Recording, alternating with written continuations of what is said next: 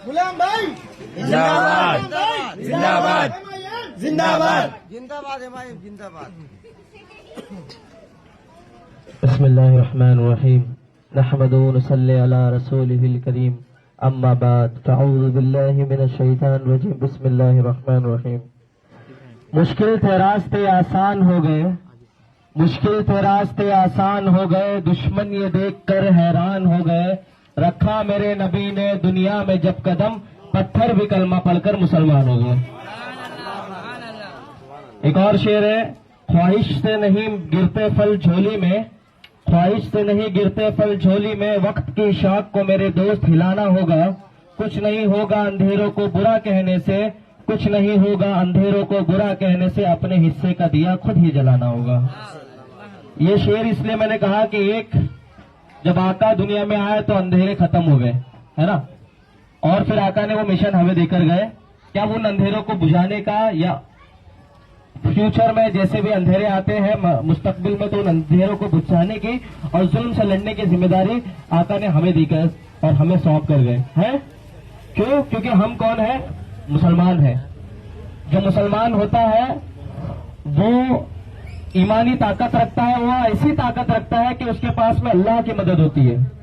अब आप सोचिए कि एमआईएम हैदराबाद से निकली हुई पार्टी आज पूरे इंडिया में इसका डंका बज रहा है।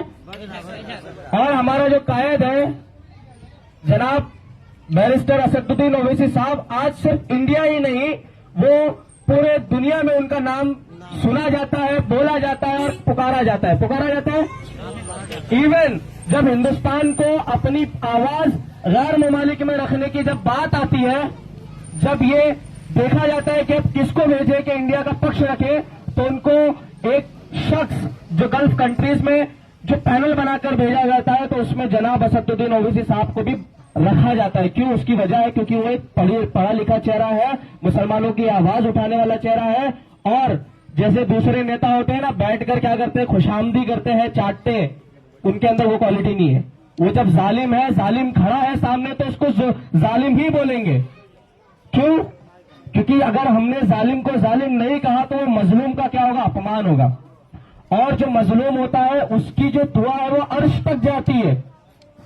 और अगर हम, अल्लाह ने हमें इस काबिल बना दिया कि हम उन मजलूमों की दाद रसाई करने के काबिल बन गए, तो हमारी दुनिया भी संवर जाएगी और हमारी आखिरत भी संवर जाएगी। जी क्या है, मैं चाहता हूं कि हमारे जो नौजवान हैं, उम्मत मुस्लिमा के जो लोग हैं, वो अपनी कदर को पहचाने, वो अपनी ताकत को पहचाने। क्यों पहचाने? क्योंकि हम जिसका कलमा पढ़ने वाले हैं वो इतना पावरफुल है, तो उम्मत पावरफुल होनी चाहिए कि नहीं होनी चाहिए? होनी चाहिए। जमीनो जमा तुम्हारे लिए, मकीनो मक्का तुम्हारे लिए, हम आए यहाँ तुम्हारे लिए, उठे भी वहां तुम्हारे लिए है। जब सब कुछ मेरे आका के लिए है तो हम तो उनके उम्मती है ना, तो पूरी दुनिया में जो भी चीज है सब पे हमारा कंट्रोल होना चाहिए। किसका? लेकिन आज अफसोस की बात है कि हम देखेंगे जब कोई मुसलमान दाढ़ी टोपी पहनकर निकलता है, अपने मोहल्लों से बाहर कहीं ट्रैवल करता है, मेट्रो में, ट्रेन में, तो उसे हकारत की नजर से देखा जाता है। आप लोगों ने भी ऑब्जर्व किया होगा, पता चल गया, फर्स्ट क्लास में चले जाओ, आपके पास में लोकल ट्रेन में आप गए, आप मुसलमान हैं, आपने लोकल ट्रेन का टिकट भी निकाला हो फर्स्ट क्लास का, और आपने दाढ़ी टोपी पहना, बाजार तौर पे आप देख रहे हो मुसलमान हो, तो बाकी बोगी में जो डब्बे में जितने लोग बैठे रहेंगे ना, उनको ऐसे लगेगा यार इसके बाद टिकट नहीं होगा, चाहे आपके पास टिकट हो। क्यों? क्योंकि हमने एक ये इमेज क्रिएट किया है लोगों के जहनों में कि मुसलमान तो गरीब होता है, मुसलमान तो अनपढ़ होता है। जबकि हमारी पहली आयत क्या थी? इकरा का मतलब क्या होता है? अरे हमारे दीनी पढ़े से शुरू हुआ, तो हमारे से ज्यादा तालीम किसके पास रहेगी? हमारे दीन की शुरुआत ही पढ़े से हुई है। तो ये मकसद लेके जाना पड़ेगा, हमारे बच्चों को हमें पढ़ाना पड़ेगा, और जो मीडिया दिखाता है, जो सोशल मीडिया दिखाता है, उससे हमें बाहर आना पड़ेगा। क्यों?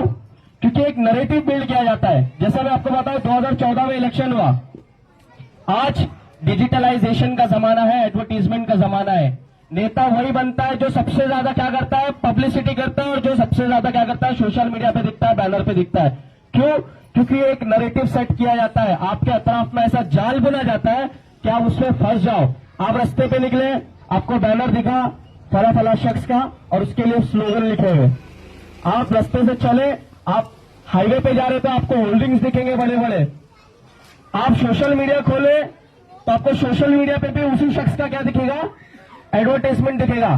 फिर आप घर पे आएंगे, टीवी चालू करेंगे, थोड़ा सा न्यूज देख लो दुनिया में क्या चल रहा है, फिर आपको वही चेहरा दिखेगा। तो आप अपने सुबह उठने से लेकर रात के सोने तक जब आप किसी एक शख्स का चेहरा देखोगे और बार बार आपके जहनों में वही डाला जाएगा, तो हम जब जाएंगे इलेक्शन में वोट देने तो बटन कहां दबेगा? ऑटोमेटिक वही दबेगा। तो आज का जो माहौल है सिर्फ इंडिया नहीं पूरी दुनिया में है ना, नैरेटिव बिल्ड करने का माहौल है।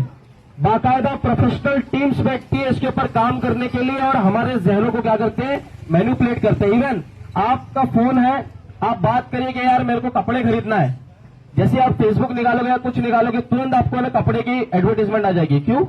क्योंकि आपका फोन ये आपकी बातें सुन रहा है ना। इसे पता है कि ये इसने अभी क्या किया है, शॉपिंग की बात किया तो उसको शॉपिंग की चीजें दिखा दो।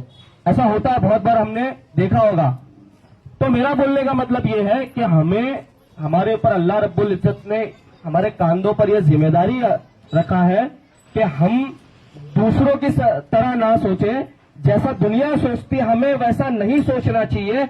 हमें ऐसा सोचना चाहिए कि अच्छा इस शख्स ने ये कहा है तो उसके पीछे क्या होगा, पर्दे के पीछे कौन सी बात चल रही होगी, पर्दे के पीछे कौन सी प्लानिंग चल रही होगी। सलाउद्दीन अय्यूबी रहमतुल्लाह अलैह उन्होंने जब बचपन में बैतुल मुकद्दस फतह करने का ख्वाब जब बचपन से रखे थे ना, तो उनका सिर्फ एक ही मोटिव था, बैतुल मुकद्दस फतह करना है, बैतुल मुकद्दस फतह करना है। गाइडेंस किसका मिला उनको? अब्दुल कादिर जिलानी रहमतुल्लाह अलैह का, है ना। हम लोग 11वीं शरीफ मनाए अभी। हमारे जो औलिया इकराम है उन्होंने सिर्फ नियाजे नहीं किए, हमारे औलिया इकराम ने सिर्फ जन्नत की बातें नहीं की, हमारे औलिया इकराम ने जन्नत में कैसे जाना है उसका रास्ता भी बता कर गए। सलाउद्दीन अय्यूबी जिन्होंने बैतुल मुकद्दस फतह किया, किसका गाइडेंस था? अब्दुल कादिर जिलानी रहमतुल्लाह अलैह का। उन्होंने गाइड किया, अपने मुरीदों को बताया कि ये जो बैतुल मुकद्दस है ये हर मोमिनीन का ख्वाब होना चाहिए। और वो मर्द मुजाहिद शाम से निकलता है और बैतुल मुकद्दस को क्या करता है? फतह कर लेता है। तो ये आइडियोलॉजी हमारे बच्चों में डालनी पड़ेगी कि हमें भी ऐसा बड़ा ख्वाब रखना पड़ेगा, क्योंकि जो उम्मत या जो कौम का अगर कोई गोल ही नहीं है, कोई सपना ही नहीं है, तो उसका मुस्तकबिल कैसा होगा? हमारा सपना क्या है? सुबह उठे, 10,000 की सैलरी है, 8 घंटा भरना है, 15,000 की सैलरी 8 घंटा भरना है, घर पे आना है, स्विगी जोमेटो एक्स्ट्रा इनकम के लिए हमें रैपिडो चलाना है, फिर बच्चे की फीस का मामला है तो इससे उससे उधार ले लिए। ये हमारे घर का मामला चल रहा है, हमारा मामला चल रहा है। हमें बड़ा सोचना पड़ेगा, क्योंकि अगर हमने अब से बड़ा सोचना शुरू नहीं किया तो हमारा कोई मुस्तकबिल नहीं होने वाला है। ये जो दुनिया है वो अपने सपनों में आपको अपने इस इंडिया में अपने मुस्तकबिल का हिस्सा नहीं देना चाहती है। आजम खान साहब ने एक बड़ी बेहतरीन लाइन बताई थी कि अगर आप भी अपने मुस्तकबिल के बारे में नहीं सोचोगे तो कौन सोचेगा? कोई 7 समंदर पार से आकर आपका हाथ पकड़कर आपको आगे नहीं बढ़ाने वाला जब तक आप आगे नहीं बढ़ोगे। बढ़ेगा इंशाअल्लाह। और जिस उम्मत में हम पैदा हुए, रसूलुल्लाह सल्लल्लाहु अलैहि वसल्लम का, जिनका हमने कलमा पढ़ा, अगर हम हश्र में आका के सामने चले गए तो अपना चेहरा दिखा पाएंगे? अगर आका ने पूछ लिया कि आशिक रसूल कहने वाले, जब मेरी उम्मत पे जुल्म ढाए जा रहे थे तो तू कहां था, क्या जवाब देंगे? अगर आका ने पूछ लिया हश्र में क्या है नौजवान, जब बिल्डोजर से घरे तोड़े जा रहे थे मजलूमों के, तो तू कहां था, क्या जवाब दोगे? जवाब दे पाएंगे? आवाज उठाई हमने कभी? नहीं उठाई ना। अगर आका ने पूछ लिया कि हमारे मोहल्लों में नशा आम था, लोग नशा कर रहे थे, तो तूने क्या किया, क्या जद्दोजहद की, तो हम क्या जवाब देंगे? क्योंकि माशरे की फलाह का काम भी हमारे से लेगा अल्लाह, अगर हम नियत कर ले तो मैं बस इतना ही कहूंगा आप लोगों से कि भले से सरकार किसी की भी रहे, ताकत कोई भी आ जाए, हमने अंग्रेजों को भगाया तो बाकी चीजें तो हमारे लिए कुछ भी नहीं है। अंग्रेजों को किसने भगाया? सन 1857 का गदर किसने पैदा किया? हमने किया। अगर हम ना करते तो आज ये देश है ना गुलाम रहता अंग्रेजों का, हमारी वजह से हुआ। और आज ये कौम जिसने अंग्रेजों को भगाया, जिससे सिविल सोसाइटी की बुनियाद रखी आज वो कौम डरी है, बच्चों को पढ़ा नहीं रही है, पढ़ा भी रही है तो उनको एक प्रोग्रेसिव माइंड वाला सोच नहीं दे रही है। तो मैं तमाम उम्मत के नौजवानों से और तमाम लोगों से गुजारिश करूंगा कि आप मुस्तकबिल हो हमारा, आप ही की वजह से देश तरक्की करेगा, कौम तरक्की करेगी। तो अपने आप को पढ़ाए, अपने बच्चों को पढ़ाए, आगे बढ़े ताकि हम माशरे में एक इनकलाब पैदा कर सके। मैं मेरी बात को शेर के साथ खत्म करूंगा। लश्कर भी तुम्हारा है, सरदार भी तुम्हारा है। लश्कर भी तुम्हारा है, सरदार भी तुम्हारा है। तुम झूठ को सच लिख दो, अखबार भी मेरे साथ सब दोहराएंगे। लश्कर भी तुम्हारा है, सरदार भी तुम्हारा है। तुम झूठ को सच लिख दो, अखबार भी तुम्हारा है। अखबार भी तुम्हारा है। खूने मजलूम ज्यादा नहीं बहने वाला, जुल्म का दौर बहुत दिन नहीं रहने वाला।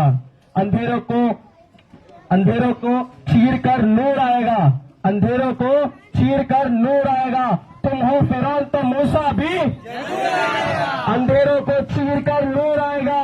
तुम हो फिरौन तो मूसा भी। जज़ाकल्लाहु खैर।